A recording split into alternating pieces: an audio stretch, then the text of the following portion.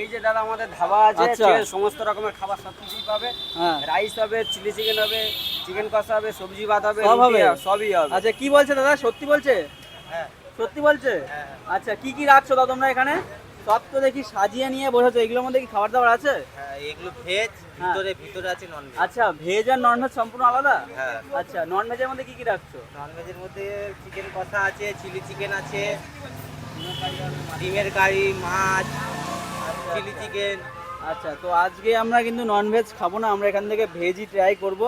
তাই তো, কি কি রয়েছে তুমি একটু দেখিয়ে দাও তো দেখি এখান থেকে। দাদা পালক পনির আছে দাদা, আচ্ছা, এটা তোমার বেগুন ভর্তা আছে, ওকে।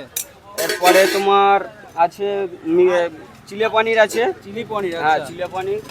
এরপরে দাদা তোমার আছে বাটার পনির আছে। আচ্ছা, বাটার পনিরও রয়েছে, মানে পনির। পনিরের বেশি আইটেম। পনিরের বেশি আইটেম আছে। আচ্ছা, ভেজ যেহেতু এই জন্য পনিরের আইটেম বেশি। হ্যাঁ। আচ্ছা দাদা, কেমন লাগছে এখানকার খাবার? ভালোই আছে। আচ্ছা।